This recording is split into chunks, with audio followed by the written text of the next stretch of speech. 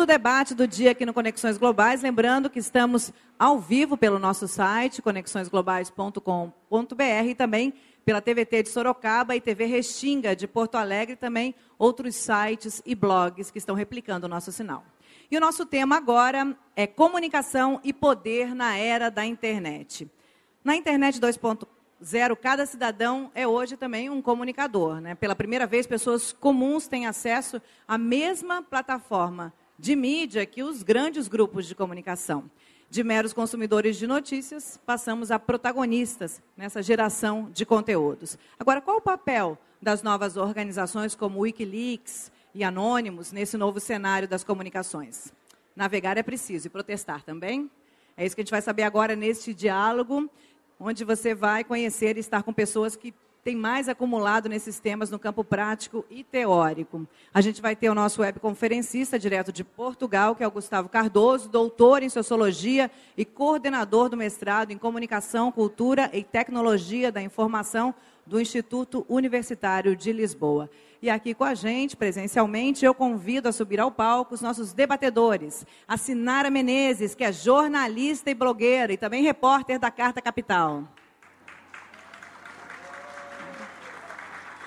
Onde você quiser.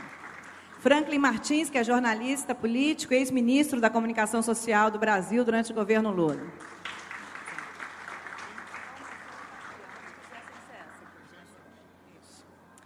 A Vera Spolidoro, que é secretária de Comunicação e Inclusão Digital do Rio Grande do Sul. E a Natália Viana, que é jornalista, fundadora da Agência Pública de Jornalismo e colaboradora no Brasil da Wikileaks. Ótimo. E como mediador, eu convido Marcelo Branco, co-idealizador do Conexões Globais e ativista pelos direitos civis na internet. Marcelo, a casa é sua, esse papelzinho. Boa tarde a todos. Nós vamos dar imediatamente início ao debate. Agradeço a presença de todos aqui. Chamando o Gustavo Cardoso, vai falar em segundo lugar. Né? Então, nós podíamos começar com a Sinara Menezes. Eu vou começar? Não é o português? Bom, boa tarde a todos. Eu queria, na verdade, compartilhar com vocês algumas coisas que eu tenho pensado sobre essa era da internet que a gente vive, falando um pouquinho sobre o passado, né? Que é engraçado porque a gente começou a comunicação, eu acredito, com gestos e depois passamos à fala.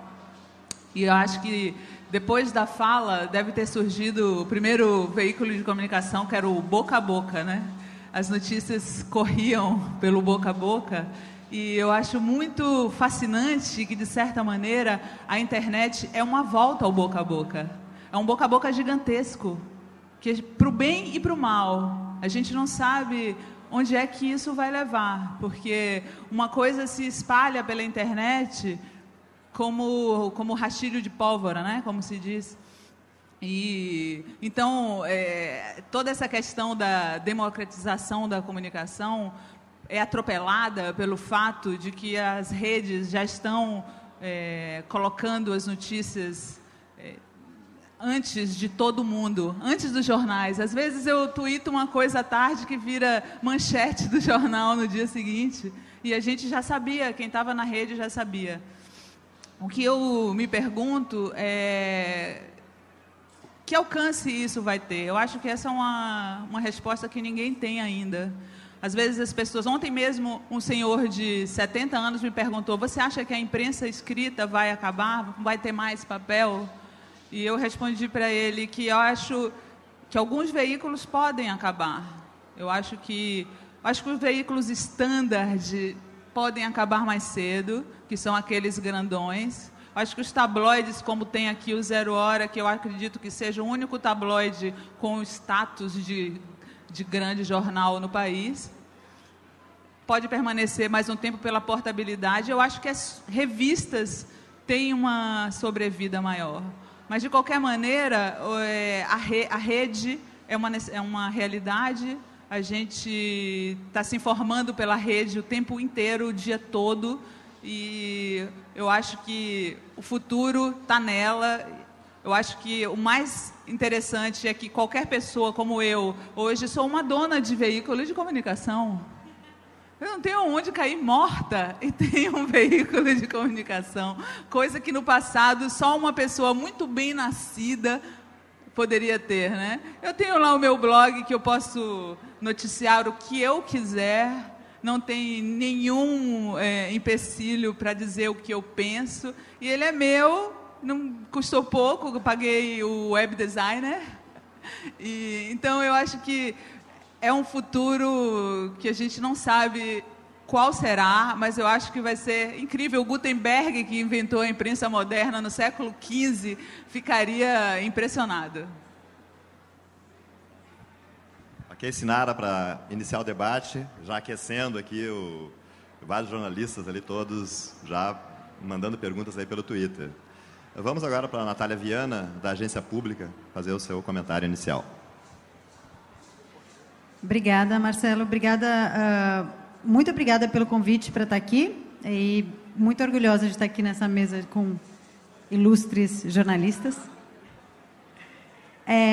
Eu queria começar lembrando o seguinte, no começo desse mês, no começo de maio, aconteceu um escândalo, veio à tona um escândalo nos Estados Unidos, que o Departamento de Justiça americano obteve uma ordem secreta da Justiça para obter os registros de todas as ligações dos repórteres e editores da AP. O objetivo do Departamento de Justiça americano era investigar as fontes que estavam do governo americano que estavam falando com jornalistas da agência de notícias AP. A questão era um atentado no Iêmen, os jornalistas estavam investigando, conversando com fontes, como é a coisa mais normal que um jornalista faz, fontes em off, né? E o governo americano resolveu fazer, através de um pedido secreto na Justiça, obter todos os registros telefônicos, algo que foi classificado como inconstitucional e absolutamente abusivo. Isso que o governo americano, o governo do presidente Obama, está fazendo com uma agência já bastante estabelecida como a AP, é exatamente o que o governo americano vem fazendo com o Wikileaks nos últimos 2 anos. Há cerca de 2 anos, o governo americano tem feito esses pedidos judiciais secretos para obter todos os registros de comunicações, as contas de Twitter das pessoas que se correspondem ou colaboram com o Wikileaks. Faz 2 anos que, por pressão do governo americano, o Wikileaks está sob bloqueio econômico, impedido de receber doações através de cartões de crédito Visa, Mastercard e do PayPal. Há 2 anos, Julian Assange está preso, sob condições diferentes. Ele ficou um tempo muito grande em prisão domiciliar. Hoje em dia ele está, de fato, preso na embaixada equatoriana. O governo do Equador deu para ele asilo político, significa que reconheceu que o que ele sofre é uma perseguição política. Segundo leis internacionais, uma vez ele tendo conseguido asilo, ele deveria ter o direito de ir para o Equador. E, no entanto, o governo britânico não está permitindo que ele saia da embaixada. Portanto, de fato, ele está preso na embaixada do Equador. Vai fazer agora 1 ano, sem poder colocar o pé para fora da embaixada. Isso mostra... Eu comecei falando com a história da AP, porque isso mostra que a maneira com que o governo americano tratou o Wikileaks desde os vazamentos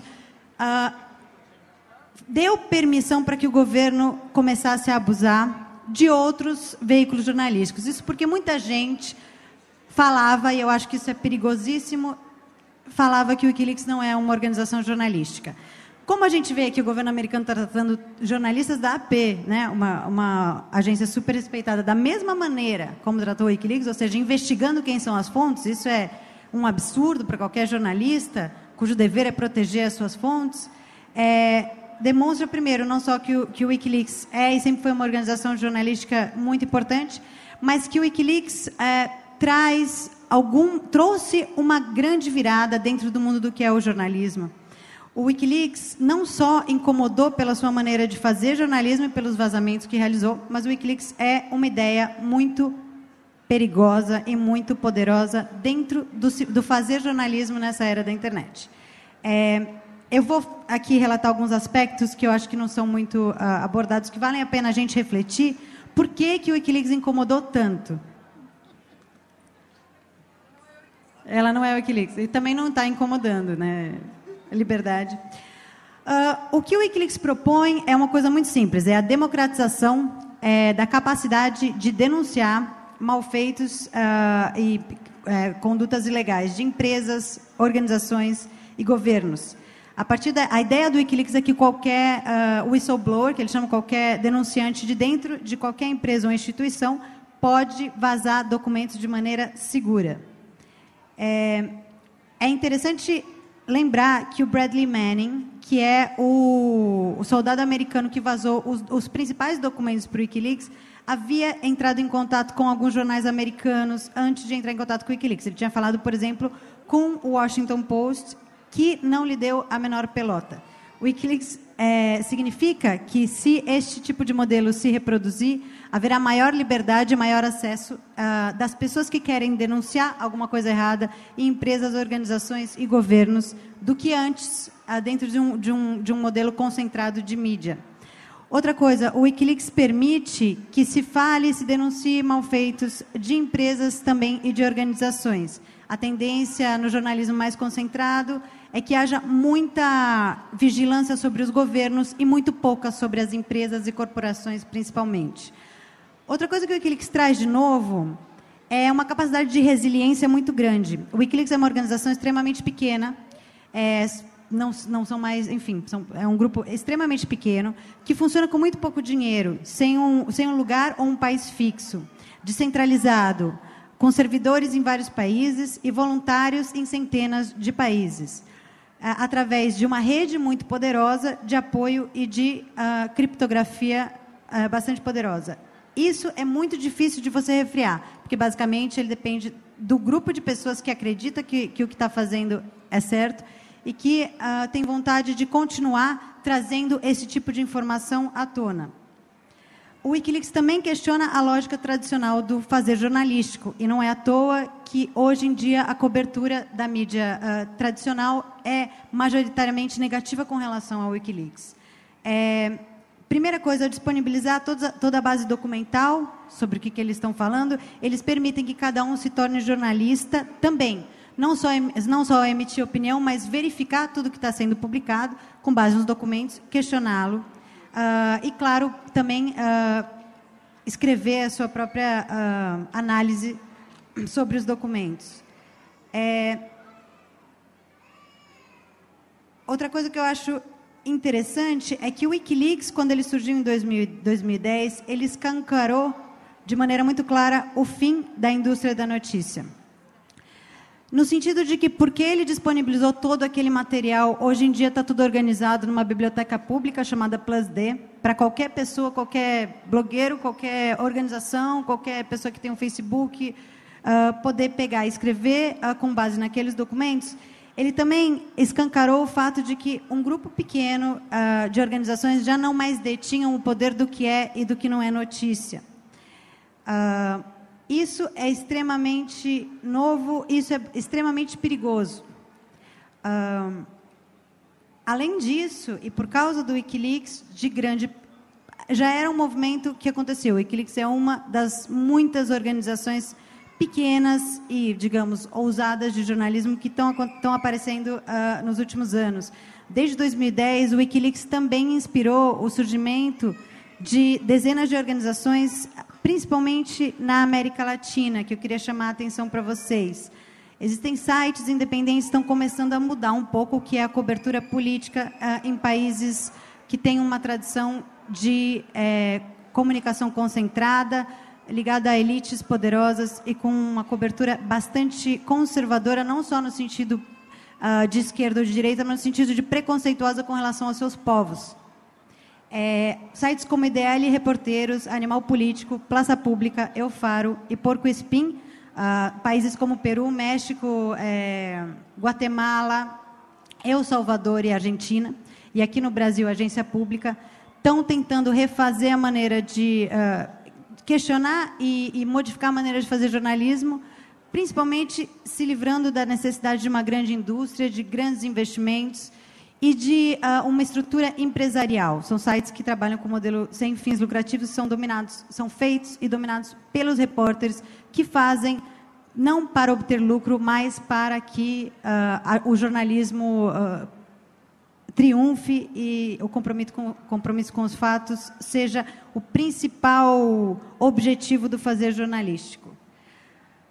Claro que há reação também a essas organizações. Então, eu queria fechar falando, já que a gente está falando de poder e de comunicação, que enquanto a organização Repórteres Sem Fronteiras aponta ano a ano que no Brasil jornalistas de veículos tradicionais são ameaçados, eu acho importante lembrar que o Centro Barão de Tararé lançou um mapa que mostra as ameaças e processos contra blogueiros.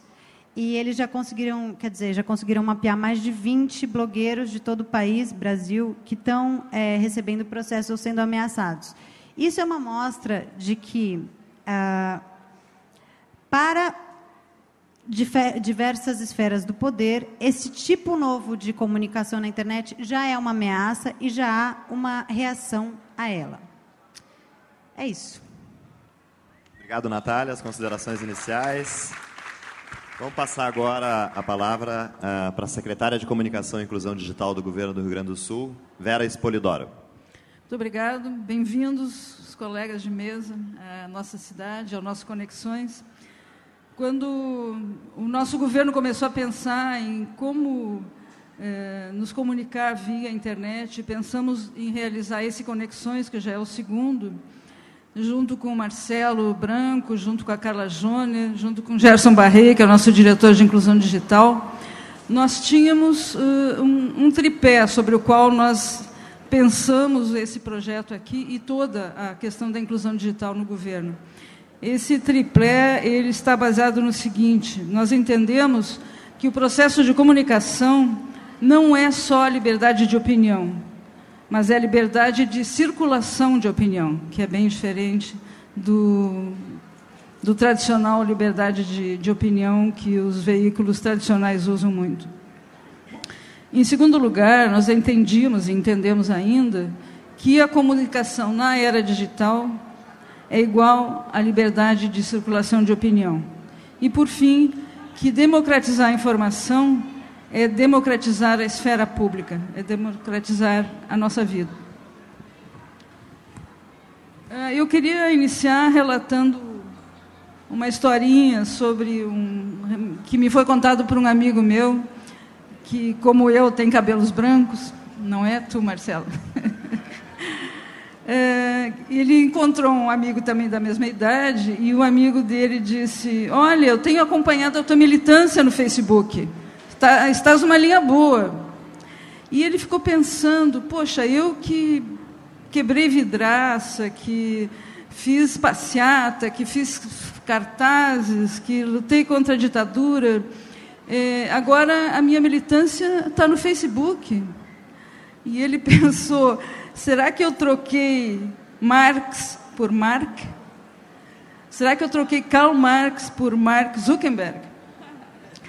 Isso deixou ele muito encucado e pode parecer uma história engraçada, mas, na verdade, ilustra a dificuldade de transição que nós estamos vivendo, né? De uma política concebida, executada no mundo linear, no mundo analógico, para uma outra, onde a comunicação digital é um fator que chega a desestruturar e reestruturar tudo, né? Nós saímos, portanto, de um paradigma que aparentemente se encerra, para um outro que ainda não está estabelecido completamente. E especialmente num país como o nosso, onde milhões de pessoas ainda estão fora do mundo digital. Portanto, eu queria lembrar aqui um autor, Zygmunt Bauman, quando ele menciona a questão da modernidade líquida. Para ele, liquidez é um termo que melhor define os nossos tempos. Eu queria citar textualmente o que ele diz, o Zygmunt Bauman. A liquidez do mundo definiria a incapacidade de reter sua forma, a forma do mundo, por muito tempo, e sua propensão a mudar de forma sob a influência de mínimas, fracas e ligeiras pressões. Portanto, esse é apenas o traço mais óbvio e também a característica mais consequente da nossa atual condição sociocultural, a liquidez. O Bauman também se mostrava preocupado, se demonstra preocupado com as mudanças ou desvios na relação entre o eu e o outro. Ele chama as redes sociais online e as offline de diáspora de vizinhanças. Significa achatar, aqui eu cito ele também, significam achatar e banalizar as interações humanas. Os encontros humanos são substituídos por um interfaceamento de superfícies, de quadros de apresentação destinados à exibição pública. Isto é, viver ao lado de, mas não com as pessoas. Eu sei que o Bauman é um sujeito tido como pessimista, mas as preocupações dele são relevantes, porque não podemos adotar, frente às relações entre comunicação e poder na era da internet, uma visão positivista, tipo a certeza na frente e a história na mão. E aqui eu cito o Gustavo Cardoso, que deve entrar daqui a pouquinho, lá de Portugal. Ele escreveu um artigo, A Sombra da Comunicação e da Informação. Cito textualmente: só pela prática e pela partilha do meio de comunicação que se poderá discutir que progresso se pretende. Se poderá questionar as empresas, questionar o Estado, questionar os indivíduos sobre que papel têm as tecnologias de informação na construção das nossas sociedades e recusar um falso ponto de partida que poderá fazer-nos comprar aparelhos, consumir informações, mas que, no fim, nos deixa um gosto vazio, confundindo o instrumento com a informação. Eu concordo plenamente com o Gustavo. Eu acho que é isso exatamente o que está acontecendo. Porque, para quem deseja mudar o mundo, o fim não pode ser o próprio meio, a própria ferramenta. Eu quero ainda contribuir com um pensamento a respeito de um fenômeno eleitoral italiano, que é o Beppe Grillo. O Beppe Grillo é um humorista, como vocês sabem, que de repente se transformou num político, e a partir do seu blog ele arregimentou seguidores e fundou um movimento político chamado Movimento Cinque Stelle, ou M5S, Movimento 5 Estrelas. Ele foi individualmente o mais votado nas eleições italianas. Ele tem um forte conteúdo anti-establishment. Vou tomar um copo d'água. Esse corredor aqui da Mário Quintana é frio, né? Não sei como é que está aguentando. Então, voltando ao Beppe Grillo. Ele tem um discurso de democracia direta online e tirou votos da esquerda e da direita nas eleições italianas. Eu não pretendo julgar esse movimento em definitivo, mas eu queria apontar algumas características que eu considero preocupantes. Os grillini, que são seguidores do Beppe Grillo, são, eu diria, confusos. Eles não aceitam compor nenhum tipo de coalizão ou acordo, minha garganta está, com os grupos progressistas. E acabou trazendo o Berlusconi de volta à cena política.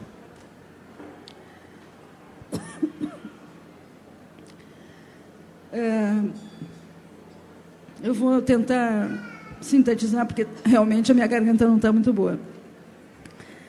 O que me preocupa mais no Beppe Grillo é que ele tem uma posição contra o que os italianos chamam de ius soli, direito ao solo. Significa o seguinte: os filhos dos imigrantes por um debate que se faz na Itália, teriam direito à cidadania. Ele é contra isso, o que me parece uma atitude, no mínimo, fascista.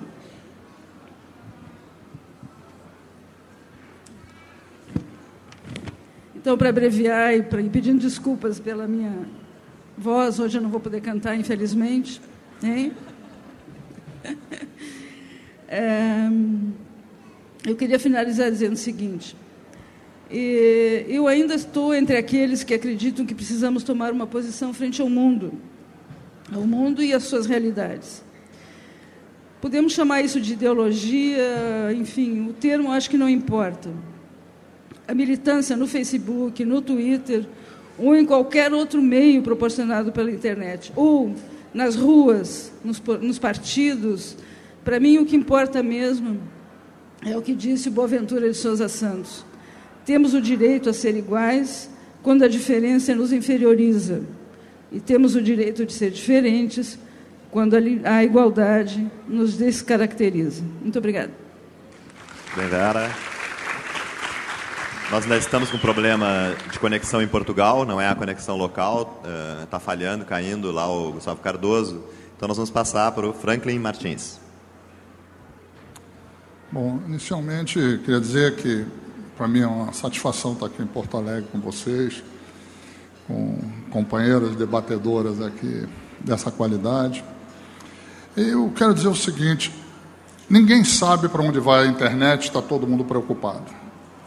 Mas eu acho o seguinte: os tradicionais donos do poder têm muito mais motivos para estar preocupado do que aqueles que sempre ficaram fora do poder.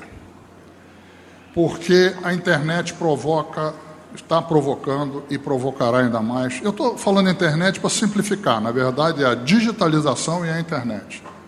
Provocam, ao meu ver, uma mudança espetacular na comunicação.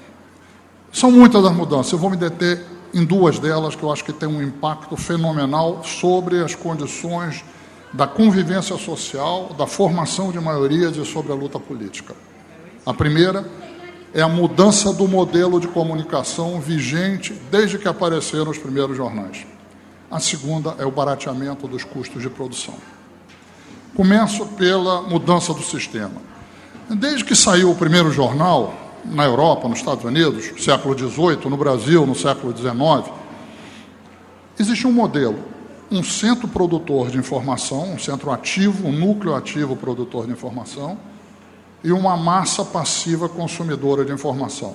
Entre os dois, nada a não ser a ideia que o núcleo ativo forma sobre a massa passiva.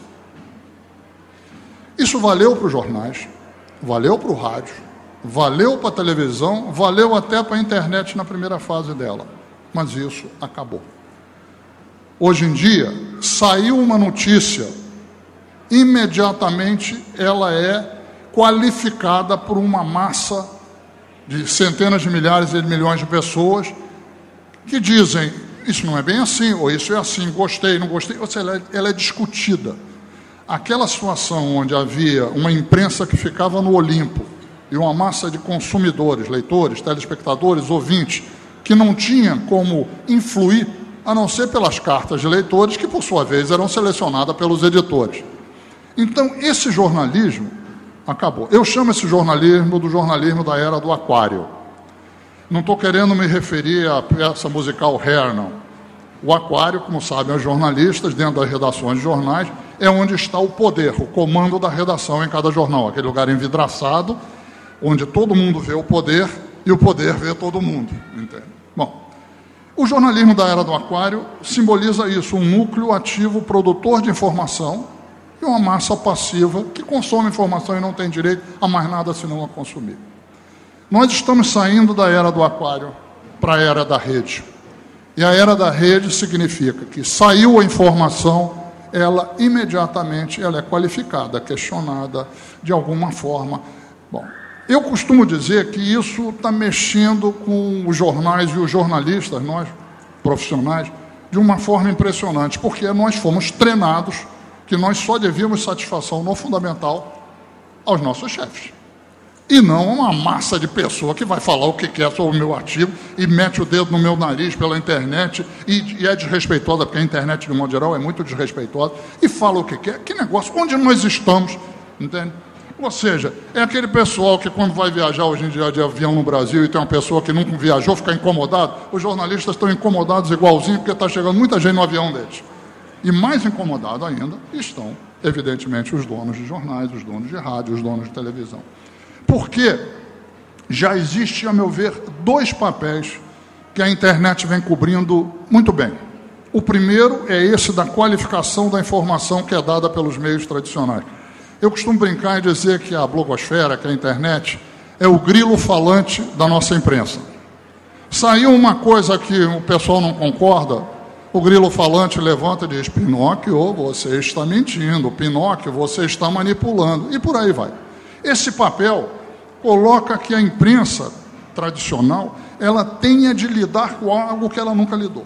E o segundo papel muito importante é que eu acho que ela qualifica o debate político, embora isso possa parecer estranho, porque às vezes a internet usa terminologias, trejeitos muito desqualificantes, o que é muito ruim. Mas vamos esquecer que também os jornais usam muita coisa desqualificante também, muitas vezes talvez tenham ensinado a internet a ser assim. Mas, de qualquer forma, a quantidade de vozes, de especialistas, de opiniões que antes não tinham espaço e que aparecem, hoje em dia é uma coisa, a meu ver, extraordinária. Então, nesses 2 aspectos, ou seja, a qualificação da informação que é dada pela mídia tradicional e tornar o debate mais plural, eu acho que a internet já vem cumprindo bem esse papel. Mas é o seguinte, a internet vai ter de avançar para fazer novos jornais, novas televisões, novos rádios, ou seja, novos instrumentos de comunicação. Significa fazer reportagem, ir atrás da notícia, hierarquizar, editar, porque a sociedade, os homens e as mulheres precisam disso na vida de sociedade. Não basta falar mal do outro ou falar do outro. Para falar é necessário você separar o que é relevante do que você julga irrelevante, que é a edição. Você tem que correr atrás da notícia, dos fatos, ou seja, você tem que fazer jornalismo. Eu tenho uma inveja, confesso publicamente, dos jovens jornalistas que têm a possibilidade de fazer jornalismo nessa nova fase, onde eles vão comer o pão que o diabo amassou na mão dos leitores, mas ao mesmo tempo vão poder ser jornalistas menos arrogantes e provavelmente melhores jornalistas do que foi a minha geração. Mas para isso precisa dar o passo seguinte, que é criar novos instrumentos. E isso, eu acho que nós estamos vivendo aí a antessala, o preâmbulo disso. Nós vivemos uma primeira onda de consequências da mudança, da quebra desse modelo. Nós ainda não vivemos a segunda, que é a criação e multiplicação de novos órgãos de comunicação pela internet nas diferentes formas, com áudio, com vídeo, com isso, com aquilo. Você falou que a primeira comunicação foi o boca a boca. É verdade, a primeira comunicação foi o boca a boca. A segunda foi alguém escrever, talvez, e botar de noite na porta da casa das pessoas, entende? Um monte de calúnias, de difamações sobre os outros, etc. Depois apareceu o quê? Apareceu os primeiros jornais. Que eram o quê os primeiros jornais? Absolutamente partidarizados, em torno da personalidade dos seus chefes, donos, redatores, etc. Era aquela época heróica do jornalismo, entende? Era época heróica, o cara escreve, ele não estava nem preocupado com notícia. Eu acho que essa fase é que nós estamos vivendo na internet hoje em dia. Mas chega um momento assim, não, eu preciso ir além porque eu preciso conquistar, dialogar, conversar com o público que não pensa como eu. Eu preciso ir para frente, eu preciso fazer jornalismo de um ponto de vista mais amplo. E eu acho que nós estamos começando a viver isso. Aqui no Brasil já estão começando a surgir jornalistas que começam a fundar pequenos jornais eletrônicos. Na Europa está surgindo isso, nos Estados Unidos também. Ou seja, nós estamos vivendo essa época heróica. E isso remete ao segundo ponto que eu falei, que eu vou procurar concluir, que meu tempo aqui já deve ter estourado. Mas que é o seguinte: a internet e a digitalização derrubam os custos de produção de uma forma extraordinária. E isso é uma conquista excepcional. Se a gente pegar o jornal em papel, 2/3 ou mais dos custos de produção de um jornal são papel, distribuição, impressão e administração voltada para o papel. Tira isso, o centro do negócio, a redação, não chega a 1/3. Isso quer dizer que você pode, em tese, fazer um jornal com a mesma qualidade ou falta de qualidade dos atuais jornais por um terço do preço. Pode fazer. Isso barateia muito, isso permite que o jornalismo heróico em torno da personalidade dos seus redatores-chefe volte à tona, porque não precisa tanto dinheiro. E isso cria a possibilidade de que se diminua a concentração. Ora, obviamente, isso não é um caminho para o céu. Quem tem o poder vai lutar contra isso. Vai lutar para manter concentrado. Vai lutar nas velhas mídias, estão lutando, no rádio, na televisão, mas vai lutar na nova. Como que luta num país como o Brasil? Vão ser contra o marco civil da internet. Vão ser contra a neutralidade da rede. Por quê? Porque isso ajuda a multiplicar. E vão ser contra que exista banda larga, barata ou de graça, que chegue à casa de todo mundo. Eu digo sempre o seguinte: houve uma época que a educação era essencial para garantir igualdade de oportunidade. Hoje em dia é educação e banda larga na casa de todo mundo, porque as pessoas se educam através disso. Então isso tem que ser uma demanda que se faz de política pública. Isso não é favor, como escola pública não foi favor no passado. Banda larga na casa de todo mundo, barata, rápida, eficiente e sem ninguém controlando. Isso é fundamental para a nova etapa. Então é o seguinte: nós estamos vivendo as preliminares. Nós vamos ter a sociedade de debater e entender que ela tem uma conquista na mão, mas que isso ela vai precisar consolidar com muito debate, muita discussão, aumentando a pluralidade, aumentando a oferta de conteúdos. Para tudo isso ela vai ter que discutir muito e lutar muito, porque sabem que esse tempo onde o poder era concentrado, que a era do aquário acabou, mas eles vão querer um aquário linha qualquer. Para que seja a era da rede, vai precisar muita disputa, muita luta na sociedade, muita participação de todos nós. Obrigado. Obrigado, Franklin. Aproveitando que nós vamos nos desculpar um pouco aqui com o evento, porque finalmente chegaram à conclusão que Portugal não vai conseguir entrar, está com problema de conexões da residência do Gustavo Cardoso com a internet. Antes de nós passar para as perguntas e os comentários aqui do Twitter, do Facebook e da plateia, eu vou fazer uma provocação. Nós começamos esse debate aqui discutindo ética hacker, que foi a primeira mesa, né? E todas as possibilidades, né, de como extrair informações, mesmo que muitas vezes não sejam de forma legal, né, mas usar ela de forma ética, né, sem quebrar o que é a ética hacker, que não é algo legal, mas tem uma ética, né. Discutimos também a desintermediação, né, que a internet causou em todas as esferas, quer dizer, na medida que o indivíduo, pela primeira vez, tem uma capacidade de comunicação global, né, sem a intermediação dos veículos tradicionais. Na política isso também ocorre, né, pela primeira vez indivíduos conectados em rede, fazendo grandes mobilizações de massa, etc, etc. Então nós discutimos isso também aqui ontem, durante todo o dia, né. A minha pergunta, e é uma provocação para os jornalistas aqui, antes de a gente passar para as perguntas, é exatamente isso, quer dizer, na comunicação também está acontecendo a desintermediação, né? Porque no passado, para que uma notícia, um fato fosse divulgado para um grande público, necessariamente tinha que passar pela intermediação, no primeiro momento, do jornalista que cobria o fato e a intermediação do meio de comunicação de massa, que são veículos da era industrial antes da internet existir. Quer dizer, então a pergunta que eu faço, né,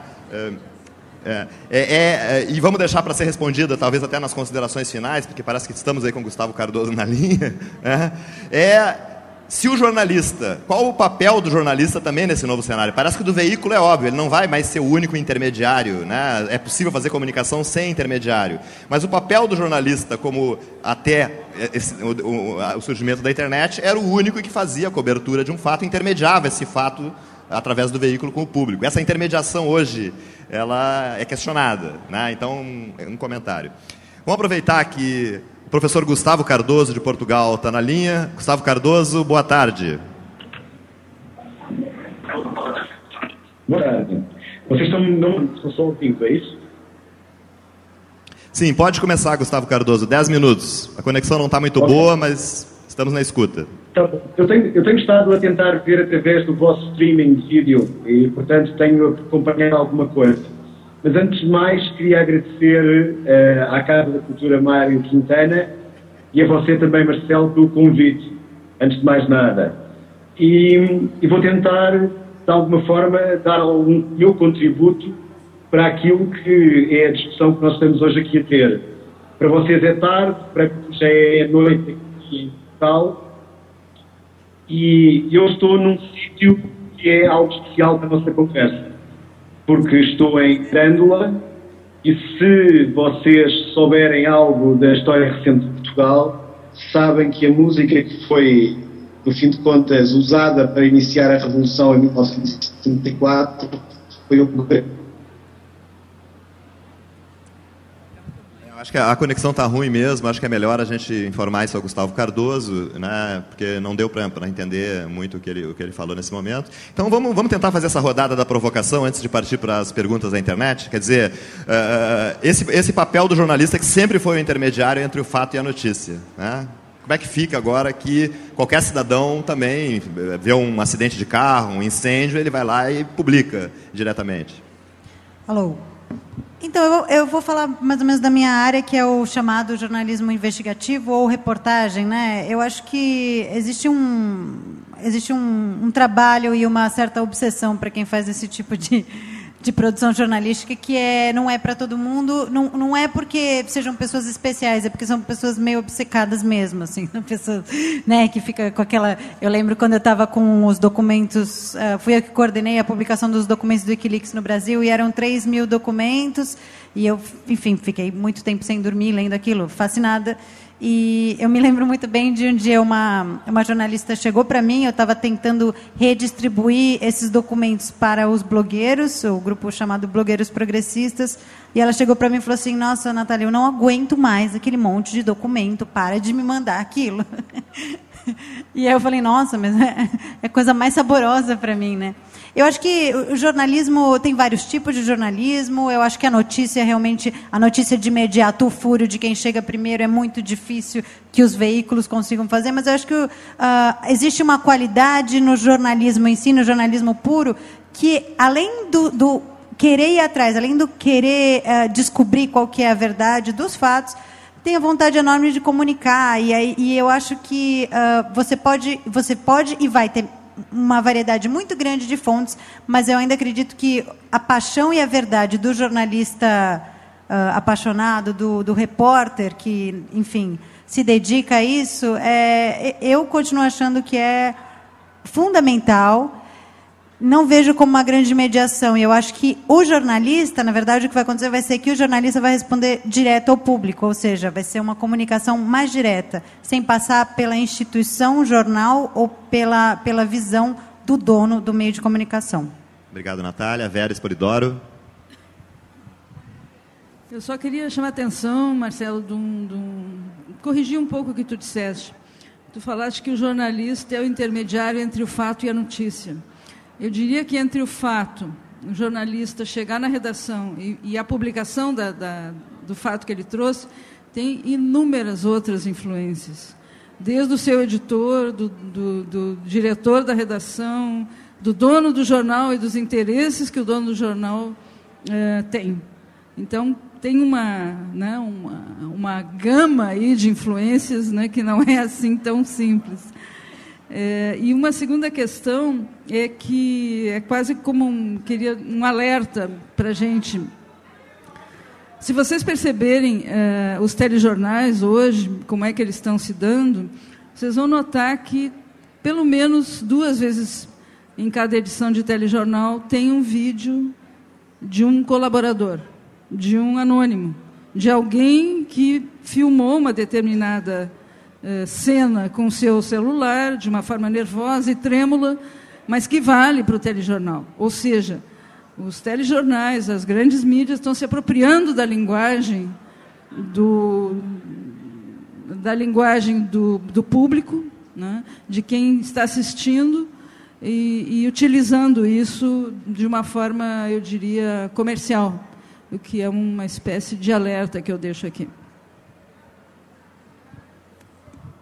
Franklin, Sinara, quem vai primeiro? Sinara? Na verdade, o que eu queria era falar um pouco sobre uma coisa que o Franklin disse, dessa possibilidade de nós termos essa democratização a jato com a internet. E é uma coisa que me preocupa, que eu queria ter abordado, que é a questão do conteúdo ruim na internet, e que eu, no meu cantinho, lá no meu blog, eu procuro sempre transmitir conteúdo bacana, né? Eu acho que é possível transmitir boas coisas na internet. E aí, os donos de jornais, esses que estão preocupadíssimos com a internet, eles estão dominando os portais, né? Isso é preocupante, que os maiores portais do Brasil sejam também de propriedade daquelas mesmas pessoas que eram donas dos jornais. E eles, a preocupação deles é zero com conteúdo. O maior portal do país, o UOL, se vocês prestarem atenção no lado direito das páginas mais lidas, é sempre lixo jornalístico. A mulher que fez o exercício... Como ter o mesmo bumbum da mulher, sabe, do Pânico. Esse é o nível da informação que esses grandes grupos de comunicação estão passando para as pessoas. Por quê? Porque essas matérias ruins, elas dão page views. Então, a ditadura do Ibope da televisão está sendo passada para a internet. Isso eu acho um fator super preocupante. Eu acho que a gente tem que criar, desde já, alternativas aos portais, senão vai continuar a mesma concentração que sempre houve no papel. Eu queria fazer esse adendo. Queria comentar, perfeitamente de acordo, né? A escravidão dos indicadores, né? Então, importa quantos views, não importa quantos views teve o site, escraviza o conteúdo em função dos views do site, etc, etc. Então, realmente, eu concordo plenamente com isso. É uma visão mais comercial, né, de publicidade daquele site do que do conteúdo em si. Franklin Martins? Olha, eu acho o seguinte, do ponto de vista assim, da produção, muitas vezes, de notícia, eu acho que os jornalistas cada vez vão ter menos monopólio sobre isso, para uma série de coisas que acontecem, que as pessoas trombam na rua com aquilo. Eu vou dar um exemplo, um número que eu tive a semana passada que eu fiquei impressionado. Na abertura das Olimpíadas de Londres, nas 24 horas seguintes, foram postadas na internet 400 mil fotografias feitas por pessoas que foram ao evento. Muito mais do que a imprensa fez. Esse tipo de coisa cada vez vai se repetir mais, de fato, a pessoa vê alguma coisa, faz tudo isso. Eu só acho o seguinte, na questão da produção, consolidação, edição, nós continuaremos a precisar de jornalistas e de jornais, entre aspas. O nome aí tem pouca importância. Seguramente vocês, cada um de vocês tem alguns blogs, vocês têm alguns portais, vocês têm alguma coisa que vocês vão mais. Nós, seres humanos, que vivemos em sociedade, nós temos necessidade de espaços públicos. E a imprensa é um espaço público, mediada por interesses privados, geralmente, mas é um espaço público. Nós continuaremos a precisar disso. Agora, o desafio será fazer o jornal em novas condições. Ao invés de achar que você sabe a pauta de manhã toda, entender que a internet vai te dar pauta, que vem coisa em comentário, que você vai correr atrás, que você vai fazer sinergia com um, vai fazer com o outro, vai pescar na rede coisa. Ou seja, nós vamos fazer uma coisa com muito mais potencialidade do que antes podia fazer. Por último, eu não tenho essa coisa toda com os portais ou com isso aí, não. No fundo, os portais são igual à televisão comercial. Ou seja, eles sempre vão apelar para a coisa que dá audiência. Isso faz parte da sociedade, e isso, de alguma forma, tem que ser contemplado na produção jornalística. Mas, ao mesmo tempo, a sociedade quer outras coisas. Ela, em alguns momentos, vai querer mais umas coisas, em outros momentos, vai querer mais outras coisas. Isso faz parte. Eu só acho o seguinte, você não vai ter só um ou meia dúzia produzindo.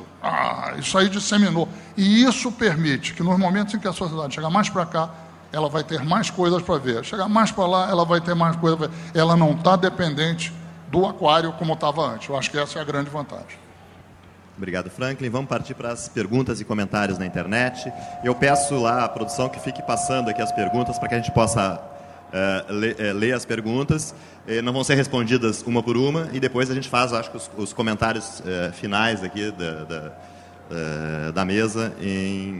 Então, a Thaís Castro, Bach, baita debate, conexões globais. Põe o outro, por favor. Eric Silva, é possível democratizar o acesso e a circulação da informação sem uma ação do governo federal? Próxima pergunta, do Twitter. Maria Melo. Franklin, por que o novo marco regulatório para as comunicações também é importante para garantir a liberdade de expressão na internet? Próxima pergunta. Alex Henrique L. Opa, pulou Alex. Franklin Martins já começa coberto de razão. Alexandra Peixoto, nós estaríamos entregando dados gratuitamente através das redes sociais para governos e corporações usarem contra nós? Acho que essa para a Natália Viana está no livro do Assange, ele fazendo essa denúncia aí também. Sueli Oliveira, como vem a presença das mulheres e o papel feminino nas redes sociais? Tem mais alguma? Nelson Preto. Massas conexões globais. Como fazer essa circulação ampla se a política de banda larga, na opinião dele, é obtusa como a atual no Brasil? Mais alguma pergunta? Vamos partir, então, agora para considerações. E deve ter mais perguntas se entrarem pela internet e a gente vai estar colocando aqui daqui a pouquinho. Quem começa? Natália. Eu já não me lembro as perguntas que fizeram para mim, entende? Foram umas 2 ou 3, eu não me lembro mais. Eu me lembro uma Do Conselho Nacional do Marco Regulatório. Do marco regulatório. Não, eu me referi aqui, não foi o marco regulatório das comunicações, foi o marco civil da internet, mas é claro que o marco regulatório das comunicações eletrônicas é extremamente importante também. Por quê? Porque ele estabelece uma pactuação e regras, se ele vier a ser concretizado, e eu acho que será, ele estabelecerá pactuação, regras que permitirão o quê? Um aumento na oferta de conteúdo, porque é o seguinte, banda larga é hardware, permite fazer com que as coisas cheguem lá, mas é preciso software para fazer o computador funcionar. O software é conteúdo, pluralidade, muita oferta. Para isso, precisa ter uma nova pactuação. Então, precisa das duas coisas. Banda larga chegando na casa de todo mundo, com velocidade barata, etc. e tal, e, ao mesmo tempo, garantia de oferta, de pluralidade, não oligopolização, produção regional, produção local, respeito à família, uma série de coisas que isso daí faz parte do marco regulatório. Eu vou aproveitar aqui e fazer uma... Já que falou do Marco Civil da Internet, né? Tem 2 grandes polêmicas no Marco Civil da Internet que invertem o texto original da consulta pública e do projeto de lei que a Dilma mandou para o Parlamento. Uma delas diz respeito à neutralidade na rede. Existe um lobby poderoso tentando tirar a possibilidade da rede continuar sendo neutra desde o início, que os conteúdos possam ser filtrados e serviços cobrados de forma discriminada, diferenciadamente.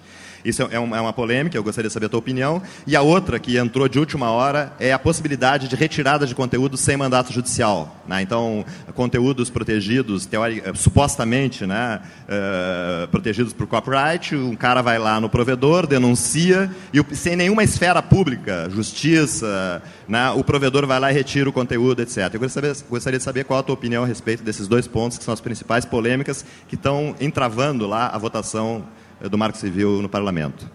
Como eu dizia antes, a estrada para o paraíso é cheia de obstáculos. É evidente que vai haver muito problema no caminho.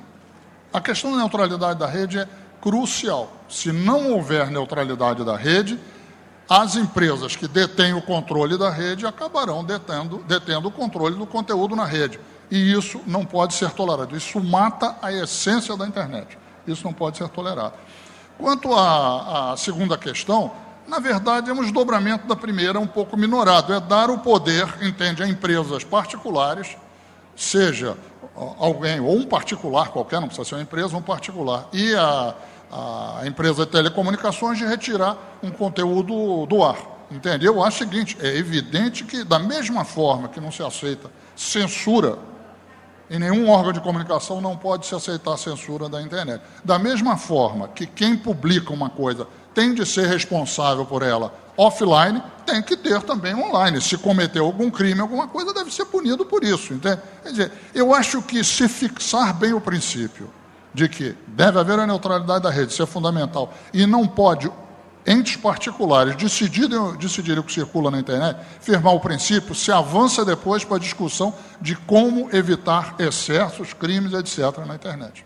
Eu vou passar para a Natália Viana, que pode comentar sobre isso também, mas da provocação feita pela Alexandra Peixoto pelo Twitter. Quer dizer, o Assange, no último livro, ele denuncia exatamente isso. Quer dizer, inconscientemente ou conscientemente, as grandes corporações que recolhem dados hoje da vida privada de milhões de cidadãos no mundo inteiro podem estar a serviço, né, de forma mais eficiente que as próprias agências de informações governamentais, porque quando o governo pede, eles entregam dados, etc. Então, esse foi o comentário da Alexandra, que está no livro do Assange, né? Qual o papel dessas redes sociais, né, também no sentido de ajudar, né, governos ditatoriais, sistemas não democráticos, etc. Também, bom, governos ditatoriais, sistemas não democráticos também é aquela coisa, né? Porque, veja só, quando o Rafael Correa processa um jornalista, né, que escreveu, na visão dele, um texto que é calunioso, há uma gritaria, é um governo autoritário. Agora, quando o governo Obama pede na justiça de maneira sigilosa todas as ligações de jornalistas da AP para descobrir com quem que eles estão falando, os Estados Unidos é uma democracia. Então, governos, né? Vamos falar de governos no geral. Sim, as redes sociais elas estão submetidas aos governos e, principalmente, nos Estados Unidos, onde o governo americano tem feito uma atuação muito forte, principalmente contra jornalistas e whistleblowers. Essas redes, o tanto de acesso de informações que elas têm, elas simplesmente entregam aos governos. Não se sabe... muitas vezes são ordens judiciais secretas, muitas vezes não é mediado, quer dizer, o público não sabe, e a gente sabe que, por exemplo, no caso do Wikileaks, o Twitter recebeu diversas ordens secretas para doar todas as informações da conta de diversas pessoas que colaboravam com o Wikileaks. E ele publicou isso, né? Estamos respondendo ao governo por decisão Não, secreta. Na verdade, é assim, a ordem judicial, que chama subpoena, ela é sigilosa, eles não podem falar isso. Eles não podem falar que eles não podem nem publicar que receberam esse pedido, nem avisar a pessoa que tem a conta. Mas o que eles fizeram? Eles entraram com recurso, e aí sim pôde-se falar sobre o recurso, entendeu? Foi um jeito que eles obtiveram. No Brasil, se utilizam muito os nossos dados que a gente coloca na rede social para fins comerciais, né? Quer dizer, todo mundo já entrou numa lista de mailing ou recebeu uma ligação, enfim, sem ter requerido, é uma violação enorme da privacidade para fins comerciais. Ainda não tem aí uma... Com relação à vigilância mesmo, que é o que o Wikileaks, o Julian Assange fala no último livro, ainda está para se descobrir como isso é feito, mas a gente sabe que há empresas brasileiras, por exemplo, que fazem vigilância, por exemplo, como foi o caso da Vale do Rio Doce, que recentemente foi exposta, vigiando, grampeando membros do movimento social. A questão é a seguinte, todo mundo precisa entender que a internet é como se fosse uma rua que está sendo vigiada por todos os lados. A gente precisa aprender a se proteger e proteger a nossa privacidade. Todos os dados que a gente dá gratuitamente e abertamente no Facebook são vistos por milhões de pessoas, e se tem alguém que quer utilizá-los para fins comerciais ou de vigilância, é muito fácil. Então, a gente precisa, todo mundo, pensar que a gente está na internet é como se a gente estivesse justamente no espaço público. Precisa aprender, todo mundo precisa aprender a ser mais criterioso com relação ao que coloca na rede. Vera Espolidoro. Eu tenho uma preocupação muito grande com essa questão da banda larga. E eu acho que, inclusive, isso tinha que ser uma luta dos internautas que estão aqui, dos que estão nos ouvindo, porque não é possível que no nosso país haja regiões inteiras escuras. O Rio Grande do Sul é um exemplo disso. Eu tenho vergonha de dizer que o Acre tem mais banda larga e está mais iluminado que o Rio Grande do Sul. Nós estamos fazendo, no nosso governo, um esforço enorme, utilizando fibra ótica da Companhia de Eletricidade, a CE, fibra ótica da Sulgás, mas é uma luta muito pesada, né? A Telebrás aparentemente abandonou, não sei se eu estou mal informada, mas aparentemente abandonou a ideia de expandir a banda larga no Brasil a preços acessíveis. Nós continuamos aqui no Rio Grande do Sul com essa luta. A Procergs, a Companhia de Processamento de Dados do Rio Grande do Sul, está trabalhando arduamente nisso, criando a Infovia RS, que, na verdade, é uma infovia por onde vão trafegar os dados de governo, mas que é uma infovia que vai estar acessível aos demais usuários. Mas, realmente, eu queria concitá-los, olha que palavra, concitá-los a gente lutar com essa questão da banda larga, porque ela é fundamental. Nós não podemos admitir que apenas 35% dos brasileiros tenham acesso à internet. Sobre essa questão da banda larga, eu acho que devia ter uma lei dizendo que os prefeitos deveriam ser obrigados a oferecer nas campanhas. Se você não vota no prefeito que não oferecer banda larga para a população inteira, porque é possível todas as cidades, pelo menos as de médio e pequeno porte, terem hoje Wi-Fi aberto nelas inteiras, né? Eu queria responder a pergunta da Sueli, que era sobre feminismo, e ela fez diretamente para mim. É interessante como um tema, de maneira que as pessoas, em geral, fogem, como o feminismo é presente na rede. Eu tenho no Twitter várias seguidoras que são feministas e tem muita informação sobre feminismo circulando. Curiosamente, nessa semana, eu publiquei uma matéria sobre feminismo na Carta Capital, a partir de uma discussão que teve no Twitter. É uma matéria sobre sexismo benevolente, um tema bem pouco conhecido, inclusive por mim, eu nunca tinha ouvido falar nisso, e é um exemplo de como que a rede pode pautar o jornalista, né? Como você ouve, tem uma expressão que se chama... Aí fugi agora o nome, mas significa o Neo-Zeitgeist, né? Que é o espírito do tempo, e que você capta essa tendência estando na rede. Às vezes a gente está lá no Twitter e as pessoas acham, em geral, que a gente está só perdendo tempo, mas a gente está captando tendências, e essa discussão do sexismo benevolente hoje está em alta. Se vocês quiserem ler, está na Carta Capital da semana. E eu captei aí, nas redes. Foi uma pauta que surgiu das redes. Sinara. Não, até nós tivemos a oportunidade aqui, Sinara, tu não tinha chegado aqui em Porto Alegre, de dois movimentos feministas importantes. A Marcha Mundial de Mulheres falou sobre a sua ação nas redes, né, aqui no primeiro dia do evento.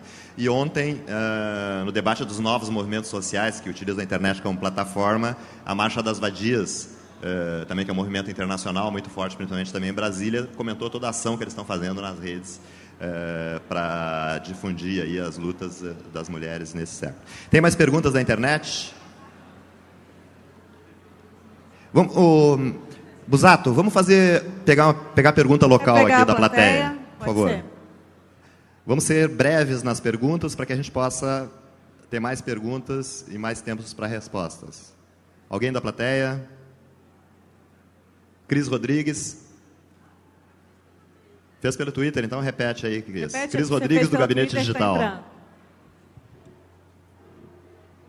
Na verdade, eu fiz uma pergunta para o Franklin, que no terceiro encontro de blogueiros, no Encontro Nacional, em Salvador, tu falaste que, na verdade, acabou virando meio que um lema do encontro, que era nada além da Constituição. Tudo que a gente queria era cumprir a Constituição.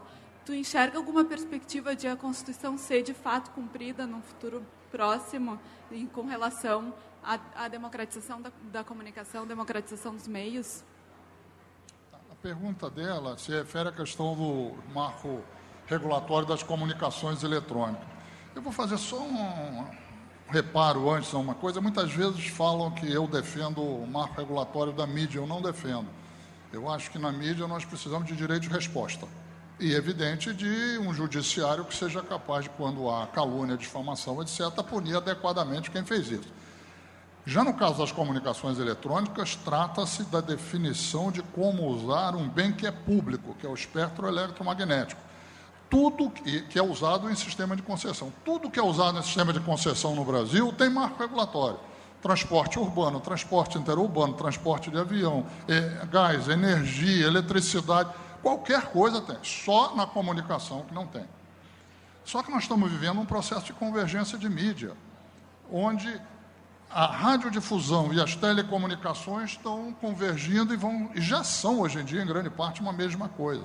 Se não tiver uma pactuação, e se não se aproveitar essa pactuação para resolver os problemas pendentes do passado, que é a absurda concentração e o descumprimento da Constituição, Quer dizer, nós não conseguiremos avançar. Então, o que eu defendi lá é o seguinte, não quero inventar nada. Tudo o que se precisa no marco relatório, tirando neutralidade da rede, que é uma coisa nova, tudo está na Constituição. Não pode ter oligopolização, não pode político ter concessão, não se pode subconcessionar o espectro, tem que ter apoio, tem que ter pluralidade, tem que ter respeito à família, à juventude, à criança, tem que ter garantia de produção regional, de produção nacional, de produção independente, ou seja, tudo está na Constituição. Só que nada que diga respeito à comunicação social da Constituição foi regulamentado, salvo um artigo, aquele que permitiu que 30% do capital das empresas fossem de propriedade de capital estrangeiro para atender a um pleito da Rede Globo e da Abril, que em 2002 as duas estavam com a corda no pescoço. Então, para se atender, isso foi regulamentado, no resto não foi. O que nós precisamos é isso. Agora, nós vamos conseguir isso ou não? Eu acho o seguinte, é inevitável uma regulação. Isso é inevitável por causa do processo econômico, tecnológico, etc. O que vai o país discutir é como será feita a regulação. Ela vai ser feita pelo mercado, e aí vence o mais forte, é uma hipótese. Liquida a radiodifusão, inclusive. Ela vai ser feita num rachuncho, senta as telecomunicações, senta a radiodifusão, os técnicos do governo, numa sala fechada e decide pelo país. Sinceramente, eu acho que não dá mais, o país está muito grandinho para isso.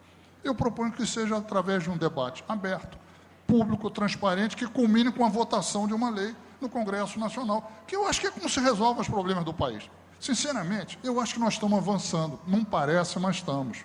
Essa discussão hoje está na agenda do país, não sai mais, não sai mais. Agora, o que vai sair vai depender da disputa, da mobilização, do debate, e acho que tem coisas importantes. Se pegar o anteprojeto de lei que está sendo circulando na sociedade, que procura regular uma série de aspectos mais importantes sobre isso, através de uma iniciativa popular, tem que juntar 1 milhão e tantas mil assinaturas, mas tem que juntar. Eu acho que juntará. Esse debate ninguém segura mais. Obrigado, Franklin. Mais uma pergunta da plateia. Teu nome? Carlos, eu tenho uma pergunta especialmente para a Sinara, que é de que forma que o jornalismo independente, o jornalismo moreno, resgata, de certa forma, um amor à profissão e o amor ao compromisso social que as grandes empresas de comunicação minimizam e trocam pelo lucro. Obrigada, viu? Eu sempre digo que eu abri o meu blog pensando numa coisa que é principal e central, que é compartilhar conhecimento. Por isso eu fiz a crítica aos portais. Eu acho que o jornalismo tem a obrigação social de compartilhar conhecimento.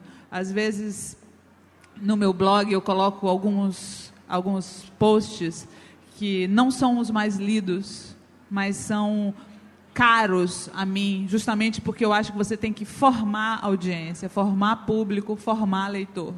Então, assim, não são os posts mais curtidos, mas são posts que eu faço questão de colocar. Então, isso um grande portal nunca vai fazer. Nunca vai fazer. Ele vai colocar os posts que vão ser os mais curtidos. E, então, eles não têm o menor interesse que o público leitor se qualifique. Então, é um papel importante que os blogs tentam cumprir. Eu tento cumprir esse papel. Eu não vou oferecer lixo para o meu leitor. Eu ofereço biscoitinho fino para o meu leitor, porque eu vivi um período estranho no jornalismo. Eu trabalhei muitos anos na Folha, e a Folha teve uma época que tinha um programa chamado Programa de Didatismo, que foi muito broxante para mim, porque qualquer palavra mais difícil, a gente tinha que colocar entre parênteses o significado delas. Eu lembro quando eles viajaram pelas sucursais oferecendo esse produto, que era o didatismo, justamente porque eles tinham feito uma pesquisa dizendo que o público do leitor da Folha, o nível deles tinha caído. Então, em vez deles puxarem o nível do leitor para cima, eles resolveram puxar a qualidade do texto para baixo. Eu achei tão triste isso. Eu falei, mas a gente não pode oferecer biscoitinho fino para a massa? Não, a gente tem que... E eu acho que o jornalismo, o jornal, ele nunca deveria ser estanque, ele deveria ser um texto que, a partir dele, a pessoa ficasse curiosa e fosse para o livro, sabe? E fosse para a enciclopédia, que fosse para a internet pesquisar. Então, eu não tenho nenhum parêntese nos meus textos mais difíceis do blog. As pessoas vão lá, elas vão ser fisgadas, espero, pelas coisas que eu coloco, e daí... elas vão ler, elas vão se aprofundar, e eu espero estar contribuindo com isso. Esse é o meu papel social. Obrigada, viu? Marcelo, tem mais pergunta aqui, tem pergunta de Twitter. Agora você que coordena aí. Tem mais pergunta de plateia aqui, ó. Pode ir? Pode ir. Uma pergunta da plateia, depois eu pego o Twitter. Nós já estamos no encerramento, e daí a gente vai fazer essas perguntas e vamos fazer já nas considerações finais o encerramento desse debate. Encerramento temporário, né? Depois ele continua na rede. Boa tarde, meu nome é Bruno Marinoni, eu sou do Intervozes. Eu queria fazer uma pergunta para o Franklin. Eu queria saber se ele não acha que o governo devia ter, na sua política de banda larga, se orientar mais por uma perspectiva de bem público, em vez da de competitividade, como vem sendo feito. Assim, pensar uma ideia de explorar o serviço em termos de regime público, de bem público, e não de competitividade, que é a principal noção que vem orientando a política do governo nesse campo. Pergunta da internet, por favor. Aqui. Cris Rodrigues, de novo. A Cris está ao vivo e na internet, hein, Cris? Que políticas públicas os governos devem assumir para efetivamente democratizar a comunicação e garantir a Constituição? Ela já fez essa pergunta. Dessa vez, o físico foi mais rápido do que a internet. Bel Miranda, debate maravilhoso, rolando agora. Jean José, como mudar o paradigma das redes sociais, ex do Twitter? Exemplo, Twitter, e serem a retransmissão de conteúdos dos veículos de comunicação de massa. Ele questiona o papel, né, de algumas pessoas no Twitter que reproduzem os mesmos conteúdos. E eu iria mais longe, né? Eu acho que uma crítica um pouco a recíproca é verdadeira, aos blogueiros progressistas, que são amigos nossos aí e tal. Mas será que eles não se pautam também o dia inteiro nas redes sociais? Eu passo o dia inteiro ali lendo. Pelas informações que saem nos grandes grupos de comunicação, eles passam o dia inteiro, em vez de fazer uma informação nova, gerar um fato novo, passam o dia inteiro meio que criticando as manchetes do Globo, do Estadão, da Folha, que eu acho que a crítica é válida, né? Mas até que ponto não seria mais produtivo criar novas notícias, novos fatos, novas informações, do que ficar replicando e criticando os meios de comunicação, tá? Natália, será possível, a partir da popularização das novas mídias, informar e popularizar as atividades... whistleblowing, não sei o que é isso, ela pode responder. O que nós vamos fazer agora? Vamos aproveitar para fazer o encerramento. A Natália Viana faz as considerações finais, levando em conta as várias perguntas que foram feitas, depois o Franklin, a Sinara e, por último, a secretária Vera Espolidoro. Pode ser? Vamos lá, Natália. Acho que eu vou responder essa do whistleblowing. Whistleblower é o seguinte, é uma coisa que é muito comum, tradicional no jornalismo, e nos Estados Unidos é muito relevante para o que é o jornalismo. O whistleblower é uma fonte que vaza informações de dentro de uma organização ou de um governo ou de uma empresa que está agindo contra o bem comum, basicamente. Então, a pergunta dele é se a partir das novas mídias, isso vai poder ser democratizado. Essa é a ideia por trás do Wikileaks, mas eu acho que sim. Eu acho que o debate do que vai acontecer com o cidadão comum que está dentro de uma empresa e vê que tem sacanagem sendo feita, e eu conheço várias pessoas, algumas que me informam e outras que me informam, mas não querem dar nenhuma prova, depende muito do que vai acontecer com o Bradley Manning. E eu acho isso muito importante, porque eu acho que eu estava pensando em terminar com que tipo de mensagem.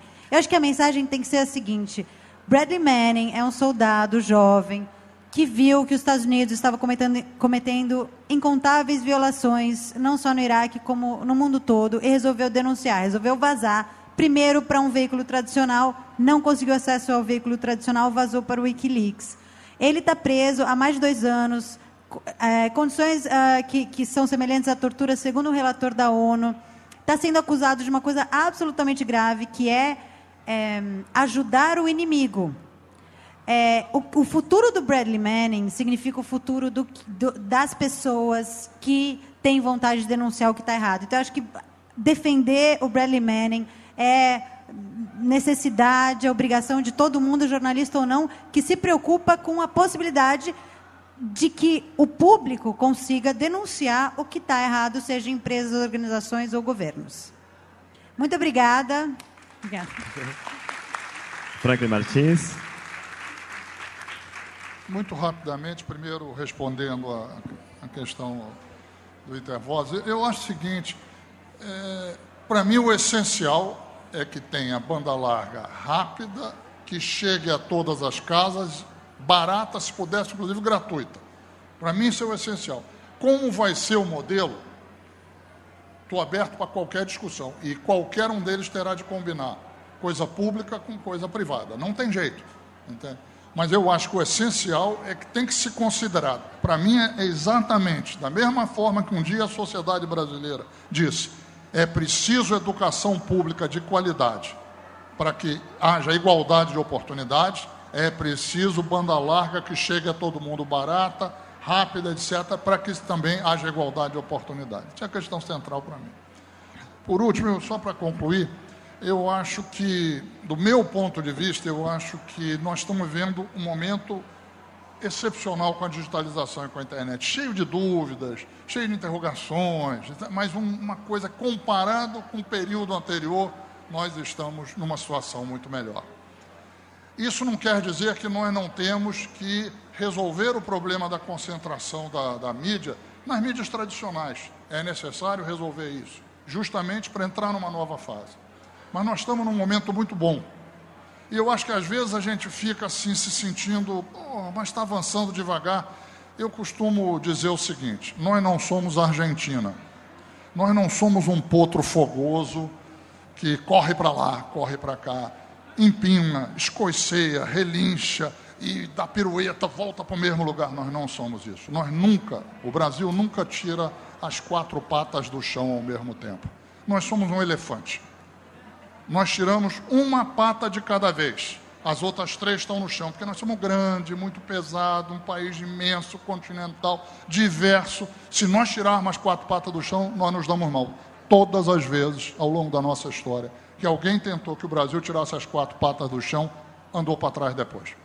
Então, eu acho o seguinte, é do jeito que nós somos um elefante. Às vezes anda mais devagar, mas tem uma vantagem. Quando forma a maioria, também é muito difícil voltar atrás, porque o elefante vale para ir ou para voltar. Então, eu acho que nós estamos no bom caminho, nós estamos na boa luta, estamos num bom momento. É lento, gostaria que fosse mais rápido, mas, sinceramente, o elefante vai chegar lá. Obrigado, Franklin. Estão chegando aqui dezenas de perguntas, né? E as pessoas dizem, esse debate ia continuar a noite adentro, mas infelizmente não é possível. Então ele continua nas redes aqui, né? Acho que teve um delay de entrada de perguntas, mas realmente aqui não para de entrar perguntas sobre o debate. Sinara Menezes. Bom, para encerrar, eu queria dizer que é interessante quando se fala da crise do papel, dos veículos de papel, e o Franklin falou muito bem sobre a questão dos custos, e a questão do papel está diretamente ligada ao status quo, né? A manutenção do status quo, e é curioso como a elite faz questão de aparecer no papel.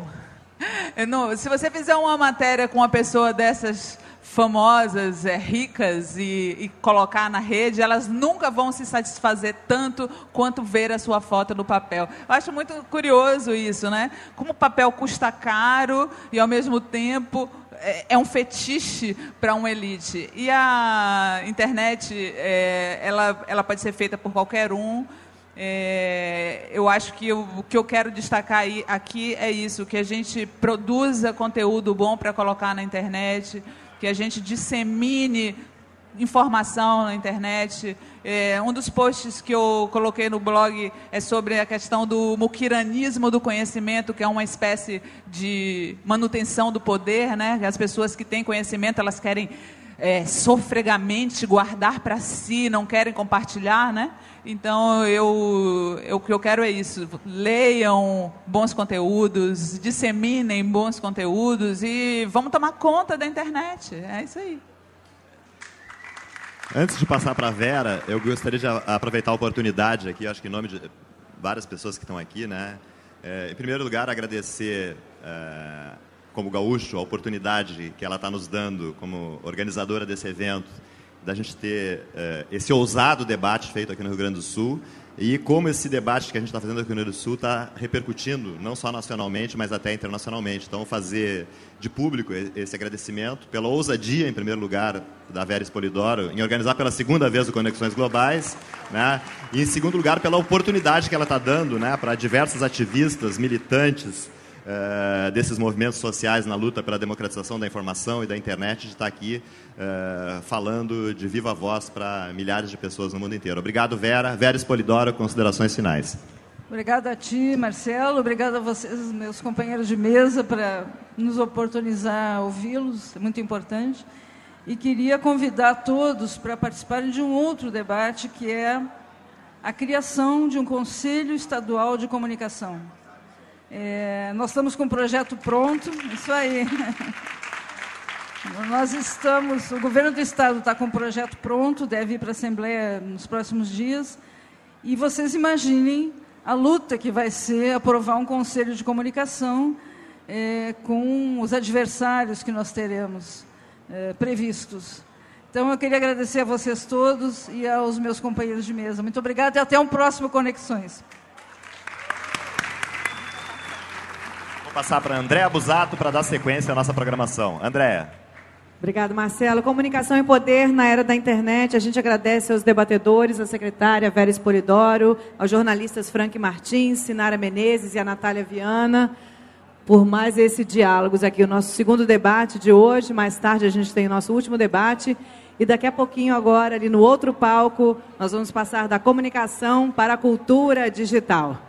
Quem sobe ao palco agora é o cantor gaúcho Tonho Croco, no palco do Conexões Globais, com uma explícita referência ao álbum do Pink Floyd, The Dark Side of the Moon. Tonho Croco propõe no show, no vinil e no CD O Lado Brilhante da Lua, uma exaltação à alegria, ao sol, à vida e a todas as coisas boas que a vida nos oferece. A temática do show e as composições, letra e música, expõem bem isso. Na faixa que dá título ao disco e ao show, o Tonho deixa a mensagem que para sermos felizes não precisamos só de dinheiro. Muitas coisas boas na vida estão à nossa disposição sem custo algum. É isso, então eu convido vocês agora para o segundo show deste último dia de Conexões Globais. Você, internauta que está ligado na gente, continue ligado, assista esse show, depois tem outro debate, mais um show. Com vocês, no palco do Conexões Globais, Tonho Croco.